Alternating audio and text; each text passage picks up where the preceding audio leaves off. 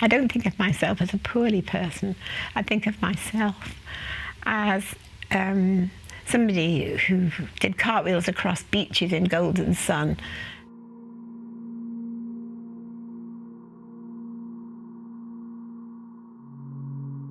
I enjoyed dancing. Bopping then and jiving was a big part of my life. I used to be a kind of clarinet playing, singing, swimming, dancing, drum playing. I used to swim about a mile a week, go to the gym 4 times a week, and I really struggle to do things now.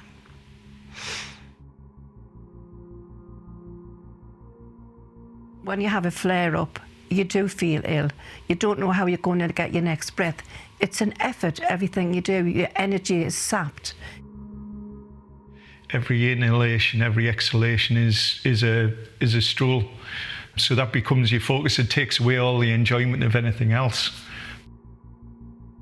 It just stops you doing a lot of things that you would like to do. My mother always says I couldn't walk upstairs until I was about 6.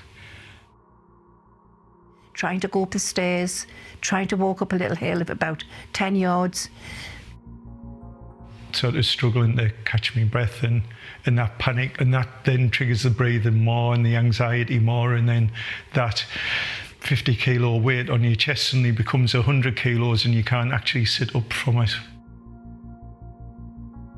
It does impact on relationships, makes it difficult for me to give the support I'd like to my children and grandchildren.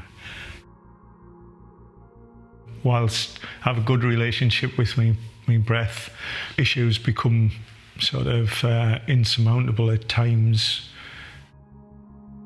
We're in the midst of an asthma attack. It's as though you were trying to breathe through a straw and that you bent the straw back on itself, squashed the end, and you try to breathe through that straw. It's almost like trying to breathe through a wet sponge. The breathlessness of lung disease is a bit like someone's come round the back of you and is giving you a very tight bear hug. You just feel as if someone's put a straitjacket on you or something like that. And that's why it becomes very frightening. It's a scary, dark place, and I kind of think a lot of the time you hold that within. We were taught that TB, you had to be ashamed of it, and it wasn't accepted. And so you ran with this shame for the rest of your life. People are still ignorant to the fact. They don't want to know. It's just an age thing. It serves them right. They smoked. Even if they did smoke, why should they be any more blamed from their lifestyle than those with heart disease? Well, yes, I started smoking in my early teens, 13 or 14. It was a good social thing. There were lots of other people smoking at the same time. Your grandparents smoked, everybody smoked, but we were never told it was really bad for you. Even when I was in the hospital for 9 months, the staff smoked. It could be something different altogether, how it's developed. But people aren't really interested in that because it doesn't sound nice when you're coughing. It's not very glam, is it? It's not very glam to have a hacking cough and sound like a set of bagpipes. You wonder about the people who are isolated with their illnesses at home. What I do remember is that feeling of isolation from the wider world, from me peers, me friends, busy out playing, and I was stuck at home.